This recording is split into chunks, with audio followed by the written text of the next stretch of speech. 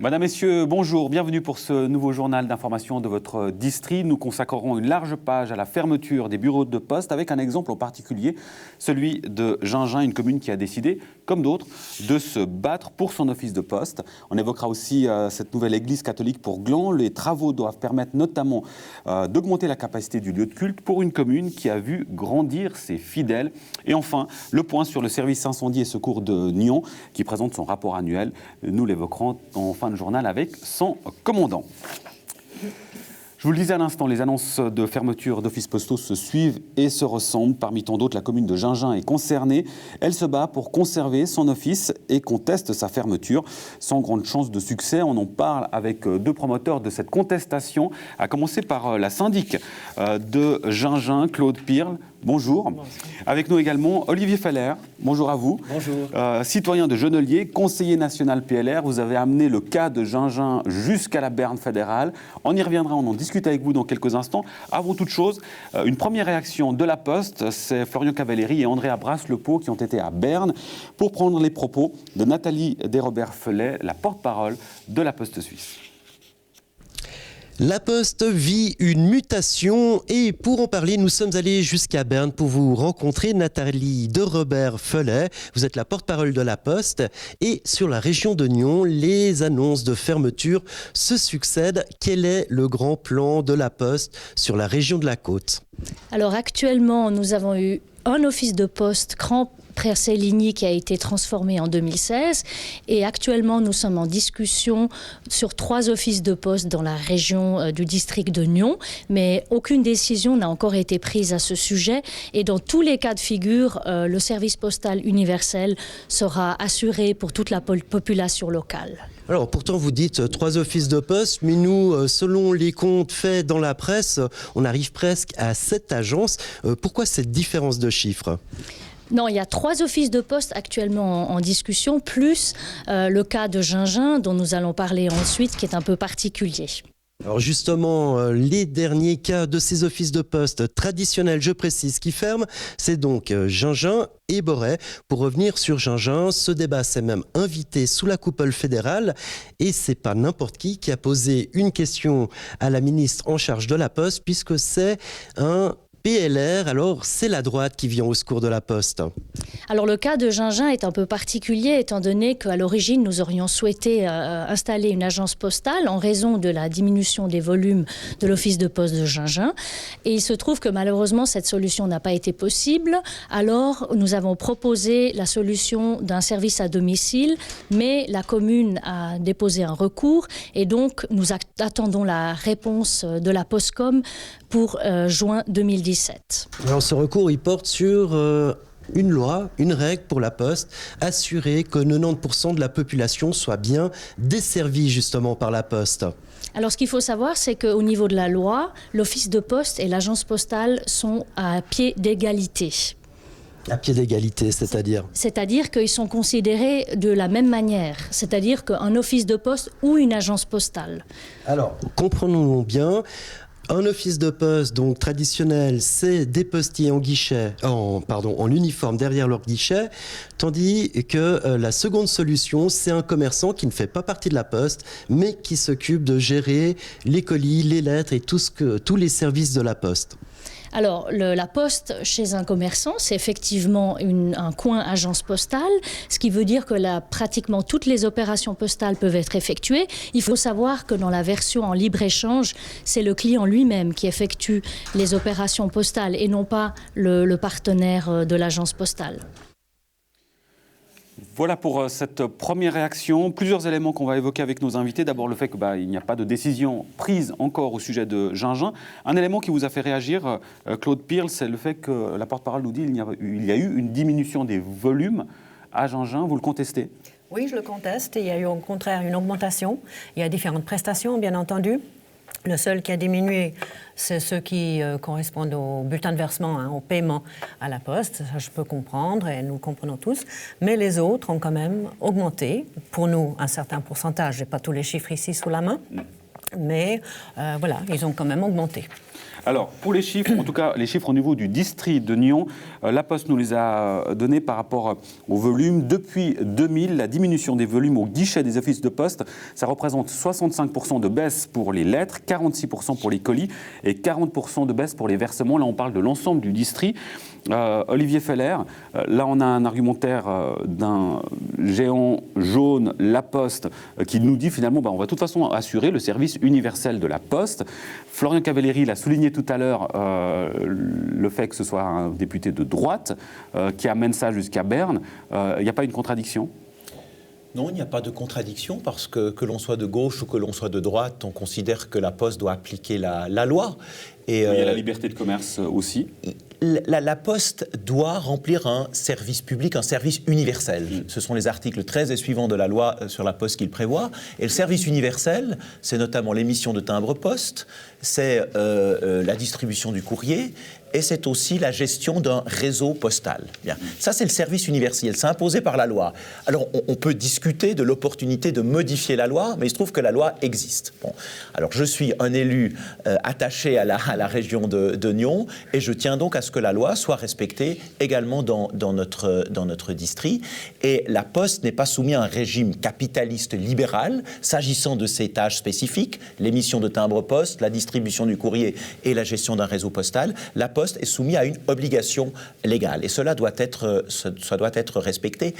Et voyez-vous, une agence postale et un office postal, c'est quand même pas tout à fait la même chose pour l'usager.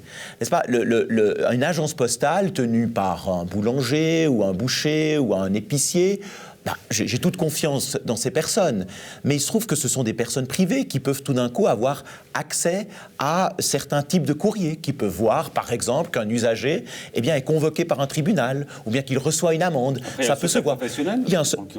Il y a un secret professionnel, mais disons un employé de la Poste a quand même un autre cahier des charges qu'un boulanger, qu'un épicier ou qu'un boucher, que je respecte par ailleurs, mais qui a fondamentalement une autre profession. Donc je crois qu'il ne faut pas mettre sur le même niveau, là elle fait une erreur, la porte-parole de la Poste, sur le même niveau, finalement une agence postale animée par un commerçant, et puis un office de poste qui est géré par un employé de la Poste qui est soumis à des obligations légales spécifiques. Néanmoins, Claude Pirle, quand on voit les décisions de la Poste à travers toutes les communes, un certain nombre de communes en Suisse, il y a une pétition qui a été lancée à Gingin notamment, comme dans d'autres communes. Oui, bien sûr, il y a une pétition citoyenne qui a été, c'était pas du tout... Un recours aussi de la part de la commune auprès de Postcom. Oui, tout à fait. Alors, la pétition, c'était auprès des citoyens, il y en a eu deux en parallèle, les citoyens et puis l'autre par les entreprises de Gingin et de Chaiseray, parce qu'il ne faut pas oublier que Chaiseray également est desservi par la Poste de Gingin. Mais c'est un combat, on va dire, de David contre Goliath. Au vu, je le disais, par rapport aux décisions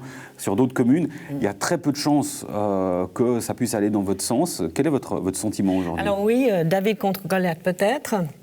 En espérant que la fin de cet épisode biblique ne sera pas... voir comment elle va être. Mais...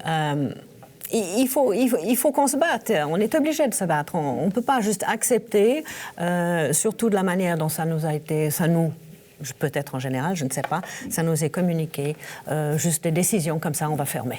Et justement, de la consultation, en tout cas, cette pétition, ces éléments-là, la question de l'implication de la population, Florian Cavalleri a demandé justement à la porte-parole qu'en était-il justement de l'implication de cette population dans ces décisions-là. Est-ce que la Poste implique réellement la population ? On écoute la réaction de la porte-parole et on revient en plateau. Alors, le but de ces fermetures, vous dites qu'il y en a 3 sur le district seulement. Le but, c'est d'arriver à un objectif qui se situe en 2020. Alors, nous avons annoncé en octobre dernier que nous allions procéder de manière différente dans la transformation du réseau. La transformation va bien entendu continuer, mais nous souhaitons d'une part discuter dorénavant, pas seulement avec les communes, mais aussi avec tous les cantons, afin de tenir compte également de leur désir d'aménagement du territoire.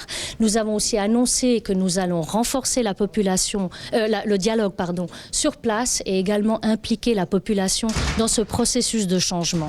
Alors, mais de quelle manière impliquer la population ? Ça veut dire quoi ?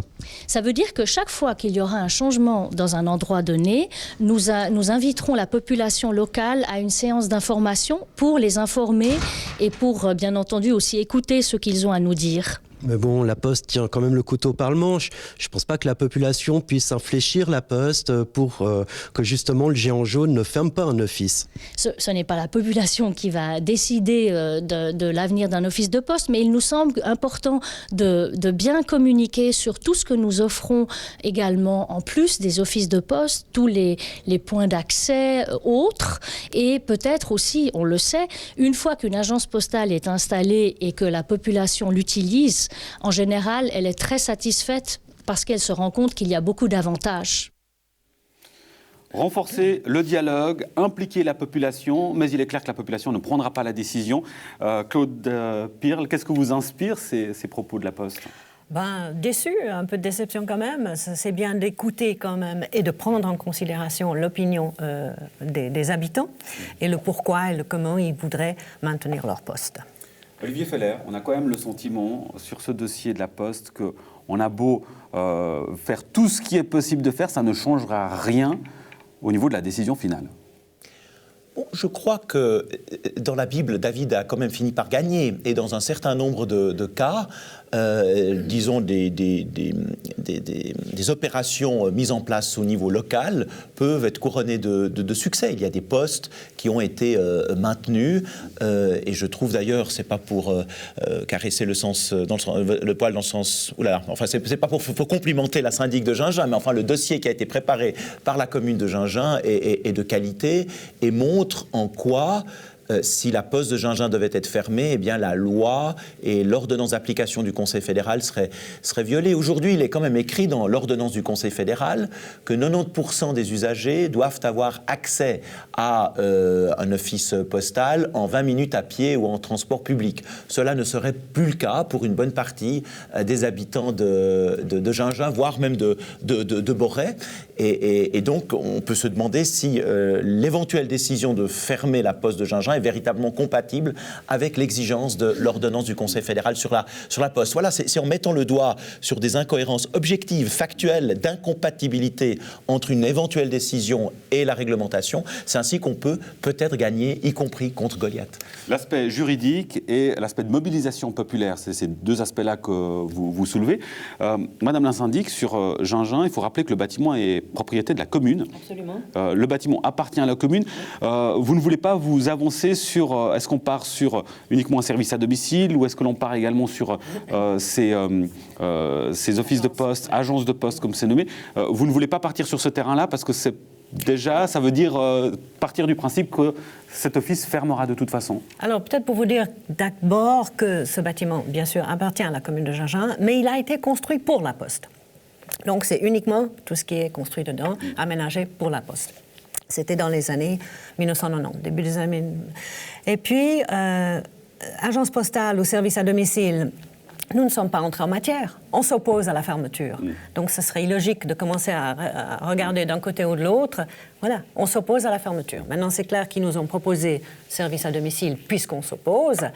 À voir, parce que ça va finir à Ciné-Centre. Et là, je pense qu'on va encore en discuter. On y revient dans quelques instants. Je vous propose, avant ça, de retrouver la porte-parole de la Poste sur la question de la consultation, notamment avec les cantons, où en est le processus, sa réponse, et on revient tout de suite après. Nathalie Desrebert-Fellet, les yeux dans les yeux, vous me confirmez que seulement 3 offices de poste vont être fermés sur le district de Nyon et que le cas de Gingin n'est pas encore tranché, c'est ça? Pas encore d'autres fermetures d'offices de poste? Alors actuellement, nous sommes en discussion avec tous les cantons, dont également le vôtre, bien entendu. On parle de la région de Nyon. Sur la région de Nyon, est-ce qu'il y a d'autres fermetures de postes qui sont envisagées? Alors, je ne peux pas vous dire ce qui va en être, puisque justement, nous allons communiquer une fois que nous aurons fini tous les entretiens avec toutes les autorités, les cantons et les communes. Ce qui est sûr, c'est que nous allons communiquer de manière transparente. Il y aura une liste des offices de poste qui seront garantis, qui ne subiront pas de transformation dans les années à venir.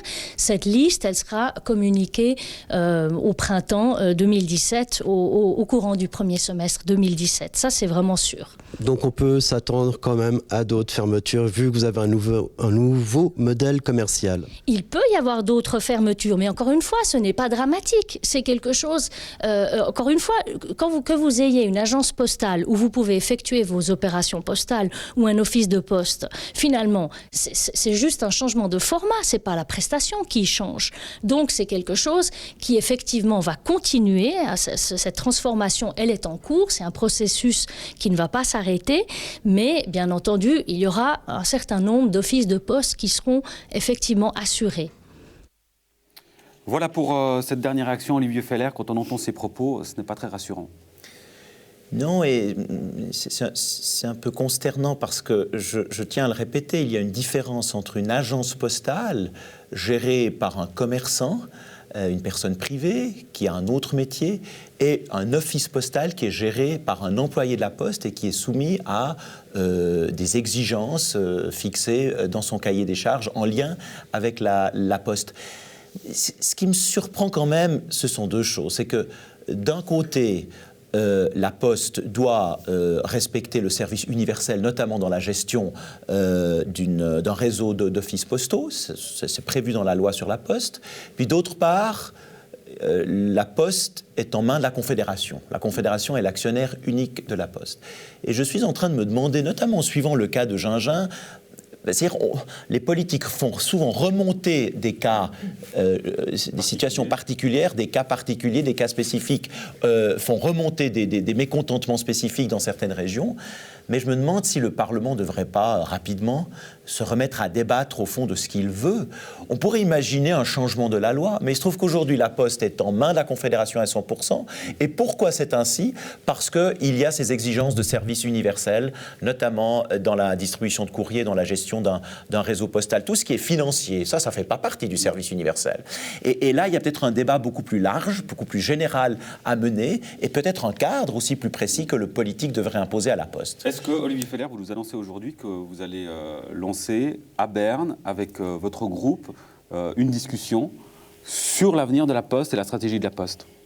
Je ne peux pas vous annoncer que je vais lancer avec mon groupe une discussion, mais j'envisage pendant la session de printemps, avec d'autres de mon groupe, et puis il y a également des collègues d'autres groupes, il faut essayer de travailler ensemble et créer des alliances. Je pense qu'il y a une réflexion plus large à avoir que celle qui concerne tel et tel office postal. Au fond, quel est le cadre que la Poste doit respecter ? Le politique doit se réapproprier le service universel de la Poste. Il ne doit pas se mêler des activités purement commerciales comme Poste Finance. Ça, là, la Poste est une entreprise capitaliste qui doit faire du business, et ça ne me gêne pas du tout en tant que PLR. En revanche, ce qui est considéré comme du service universel, là, il y a un débat à avoir pour les offices postaux, mais il y a d'autres sujets. Vous êtes un média, on parle souvent des médias aujourd'hui et de la presse écrite. Il y aura un débat d'ailleurs sur le service public dans les médias. Mais par exemple, la Poste distribue de plus en plus tardivement les quotidiens, que ce soit des quotidiens régionaux ou des quotidiens locaux, beaucoup plus tardivement, ce qui pose un problème à ces quotidiens. Oui. Vous voyez qu'il y a d'autres problèmes de service public qui peuvent se poser. Et là, un débat large serait bienvenu. Voilà. Ce que je retiens en tout cas de ce que vous nous dites, c'est que vous souhaitez, dans la mesure du possible, avoir un débat sur le service public, pas seulement dans les médias, mais également sur les services postaux. En tout cas, c'est un souhait. C'est un souhait. Je vais, pendant la session de printemps, qui commencera à la fin du mois de février, essayer de lancer avec d'autres un tel débat. Et une dernière chose, Claude Pirle, on l'a évoqué juste avant par rapport à la solution alternative, qui serait le futur point de desserte à Signy-Centre. Ça, c'est, j'imagine, évidemment, une solution que vous ne souhaitez pas envisager. C'est une solution qui n'est pas satisfaisante. Les 2 guichets à Signy-Centre sont très surchargés. Ils desservent déjà pas mal de communes. S'ils doivent desservir encore 2 communes, parce que je rappelle, c'est Gingin et Chezerec qui sont desservis par Gingin, ça représente un bassin de population d'environ 2500 personnes. Ensuite, il ne faut pas oublier que Boré est également menacé de fermeture. Boré, la Poste de Boré dessert 4 villages. Si on ajoute ces 4 villages, ça fait encore 4000. Ça fait environ 6000, plus ou moins, 6000, un bassin de population de 6000 qui devra se desservir à Signy-Centre, où les queues sont très longues. C'est pas satisfaisant. Pour les entreprises non plus, parce que nous avons les entreprises entre Gingin et Chezerec qui devront se retrouver quelque part. Voilà, on arrive au terme de cette discussion. Pour être tout à fait complet, à vous annoncer quelques chiffres encore de la Poste qui nous annonce qu'au 1er janvier de cette année, il y avait 40 points d'accès de la Poste dans le district de Nyons. Et concernant Prangin également, la Poste dit être en contact avec la municipalité de Prangin qui enregistre, nous dit la Poste, depuis plusieurs années, de faibles volumes d'opérations postales. Et selon la Poste, enfin, il est nécessaire de mettre en place une solution alternative concernant Prangin, aucune décision n'ayant encore été prise. Voilà pour les derniers éléments au sujet de ce dossier. Olivier Feller et Claude Pirle, merci beaucoup pour votre présence. Bonne suite. Et on note donc pour le débat au printemps prochain. On essaie de travailler ensemble. À la Berne fédérale. Merci beaucoup. Bonne continuation. C'est une première en vue d'améliorer l'offre de tourisme de nature à la Givrine. Les travaux visant le transfert du stationnement dangereux le long de la chaussée ont débuté. Durée de ces travaux, 36 mois. Un sujet signé Rodolphe Henner. La Givrine, vous la connaissez pour l'heure ainsi, un poumon de nature entouré de voitures. Mais tout cela sera bientôt du passé, puisqu'un parking sera aménagé d'ici 36 mois pour endiguer le flux des touristes. À terme, 2 passages sous voies seront creusés pour protéger les randonneurs comme le bétail.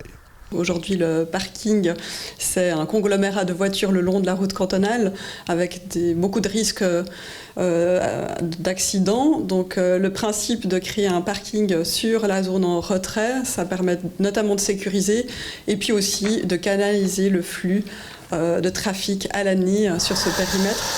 Le tout pour que la Givrine devienne un vrai centre touristique.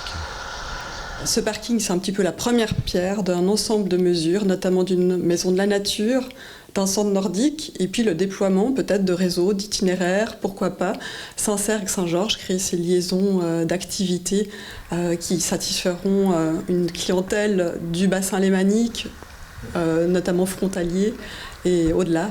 On le souhaite. On est en phase maintenant d'élaboration d'une convention, justement avec cette commune propriétaire qui est Givrin, la commune territoriale Saint-Cergue, mais aussi avec des communes du périmètre jurassien comme Le Vau, Saint-Georges, et des partenaires institutionnels comme le parc, les offices du tourisme, pour mettre en place ensemble une série d'actions de valorisation orientées sensibilisation à l'environnement, tourisme de nature, sport de nature. Le réseau de vélos en libre service de la Côte sera géré par la société Publibike qui a remporté l'appel d'offres du comité d'évaluation. On retrouve Nathalie Ether au micro de Rodolphe Henner. Aujourd'hui, ce sont des communes, des entreprises qui sont propriétaires des stations et des vélos. Et le but, sachant que tout cet équipement devient petit à petit obsolète, c'était de renouveler ce parc, mais ne plus être propriétaire. Donc les communes et privées ont délégué au conseil régional de coordonner un appel d'offres marché public pour faire appel à un porteur de projet qui développe un réseau tout en étant propriétaire et que ce porteur de projet recherche aussi des financements pour l'investissement et pour l'exploitation. Ce qui est important, c'est d'offrir à une clientèle un service sur mesure avec une carte de crédit. On peut emprunter un vélo, ce qui n'est pas le cas, c'est pas possible aujourd'hui. Donc le but, c'est aussi d'offrir un service beaucoup plus performant, plus inscrit dans des réseaux et de complémentarité avec les autres modes de transport, comme les CFF, les lignes de bus. Voilà les exigences du cahier des charges. C'était une exigence des communes, des privés, à ce que ce soit projet qui assure la maintenance, la réparation des vélos, le rééquilibrage des vélos, etc. Et je vous le disais en titre, les travaux de la nouvelle église catholique de Gland est mis à l'enquête. Le projet est de viser à 4 millions de francs, dont 1,4 déjà récoltés. Le but, faire passer la capacité de cette église vétuste de 160 à 250 places. Florian Cavalleri. La ville de Gland, c'est la ville la plus jeune de Suisse et nous avons une participation active de jeunes familles et ça c'est un peu atypique en Suisse. En général, les églises on dit toujours qu'elles se vident. Ici, c'est pas le cas. Nous avons une fréquentation qui est excellente et les jours de fêtes religieuses comme Noël, Pâques ou autres, eh bien l'église actuelle est trop petite. Donc nous avons augmenté les places de l'église à 250. C'est pas énorme, mais c'est quand même marquant. tout le monde imagine l'architecture avec les bâtiments exceptionnels qu'on voit tous les jours, mais au final, l'architecture, c'est surtout construire des villas et des appartements. Donc pour une église, on se pose toutes sortes de questions qui sortent du champ habituel du travail d'architecte. Finalement, c'est les notions de sacré, la notion de la structure, quel espace on a envie de proposer aux fidèles, et puis aussi finalement de quelle manière ce bâtiment qui a de toute façon un caractère exceptionnel va s'insérer dans le tissu urbain en fait. On avait envie que le bâtiment se démarque tout en quand même en s'insérant dans le tissu urbain environnant. Donc on a 2 volumes, le volume de l'entrée qui lui justement répond à l'orientation des rues, l'orientation des bâtiments qui se trouvent à proximité, et puis le volume de l'église qui est un volume conique tronqué, donc circulaire en plan, qui lui répond plus à des questions religieuses, donc d'orientation, de lumière, de volume. Le revêtement extérieur, c'est une grande question, c'est-à-dire qu'on sait qu'on a toutes sortes de possibilités. Pour l'instant, on n'a pas voulu se fermer la porte d'explorer toutes ces possibilités, que ce soit du point de vue symbolique finalement, du point de vue de la construction et puis aussi financier. Donc c'est tous ces aspects qui vont nous mener à définir finalement l'enveloppe de ce bâtiment. C'est un projet devisé à 4 millions de francs et d'ores et déjà 1,4 millions ont été réunis. Expliquez-nous le montage financier de ce projet de construction. Oui, c'est complexe. En fait, nous cherchons beaucoup de fonds, c'est clair. Donc nous avons un projet estimé à 4 millions. Nous avons des promesses fermes pour 1,4 million. Nous discutons maintenant et nous espérons obtenir encore 600 000 francs. Nous pouvons également obtenir un prêt de la Fédération des paroisses catholiques pour 1 million de francs, ce qui veut dire que nous cherchons activement 1 million de francs. Nous avons demandé que dans le nouveau PGA, donc le plan général d'affectation qui devrait paraître d'ici 2018, nous avons demandé à ce qu'une partie de la zone qui est ici sur cette parcelle soit constructible.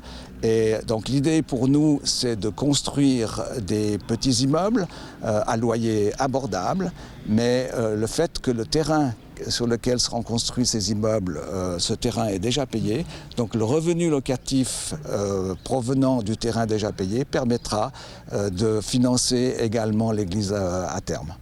Si tout se passe bien, cette église sera consacrée en 2018. D'ici là, qu'est-ce qui reste encore à faire? Quel est l'échéancier? Alors l'échéancier principal, c'est naturellement la recherche de fonds. On va travailler maintenant naturellement toujours avec les architectes pour finaliser le projet, mais le nerf de la guerre, c'est l'argent, donc nous serons très très actifs. Voilà, et à noter que la communauté catholique de Gland est passée en 10 ans de 4 000 à 5 000 paroissiens, et cette église qui devrait l'an prochain être consacrée par Monseigneur Charles Morero. Et pour terminer, je vous le disais également au titre, le service de défense incendie et secours de Nyon-Dole présentait dernièrement son rapport annuel 2016. L'occasion d'en discuter avec le commandant du SDIS, Pierre-Yves Cortési. Bonjour. Bonjour. Merci de consacrer quelques instants avec nous sur ce plateau. Comment, commandant, qualifieriez-vous cette année 2016 ? Une année 2016 extrêmement positive pour le SDIS Nyon-Dole, avec quelques éléments marquants qui sont typiquement cette troisième année de fonctionnement pour le SDIS Nyon-Dole. Une revue qui a été organisée au mois de juin à Nyon et qui a permis de présenter justement l'ensemble du SDIS à la population et à nos autorités, qui s'est extrêmement bien passée.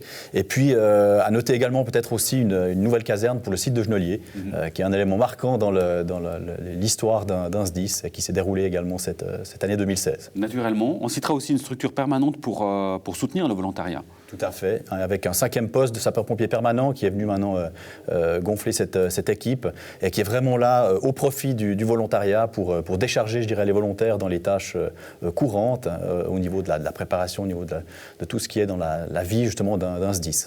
Pour qu'on ait un peu une idée des activités du SDIS Nyon-Dole, alors on rappellera, c'est sur 18 communes, 4 sites.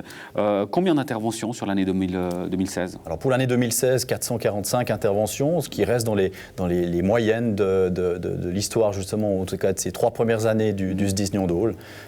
Donc voilà, une année tout à fait dans les chiffres. Nombre d'interventions stable, un effectif qui est autour de 261, qui est en légère baisse d'ailleurs en 2016. Oui, très légère baisse, mais on reste vraiment dans les chiffres. Pour donner une ordre d'idée, ça représente environ entre 20 et 30 personnes qui fluctuent, je dirais, entre les personnes qui nous quittent pour des raisons d'atteinte d'âge limite, de logement aussi, on a quelques difficultés de logement ou professionnelles, et puis en contrepartie, le recrutement qui se passe aussi toujours bien et qui contrebalance justement ces chiffres, qui fait qu'on reste toujours dans les mêmes quotas. Le métier de pompier fait toujours rêver? Je crois que le métier de pompier fait toujours rêver. Il est par contre toujours difficile de pouvoir l'exercer en parallèle de la vie professionnelle, la vie familiale. De plus en plus difficile aujourd'hui? Peut-être de plus en plus exigeant, puisque c'est un métier qui devient, comme beaucoup de métiers, extrêmement techniques, extrêmement pointus, et qui vont nécessiter évidemment une grande formation pour être au top le jour venu. Un événement marquant, alors pas 2016 cette fois-ci, mais c'était le mois dernier, le 18 janvier, c'est l'incendie du château d'Yvonne, une mobilisation importante du SDIS Nuit-en-Dôle. Vous avez prêté main forte à vos collègues français, vos collègues genevois étaient également présents. On voit à travers ce cas précis et particulier l'importance de cette collaboration. On est au cœur d'une région intercantonale et même avec une frontière avec un autre pays. Cette collaboration, elle est cruciale, dans l'autre sens aussi. Oui, alors elle est cruciale. De toute façon, c'est quelque chose qui a toujours existé. C'est de l'aide spontanée, à quelque part, d'aller prêter main forte en fait, à nos voisins, quels qu'ils soient. Il n'y a pas de notion de frontière ou de frontière de SDIS ou de frontière de pays ou de canton. Donc, de toute façon, ça a toujours été le cas et ça le sera toujours.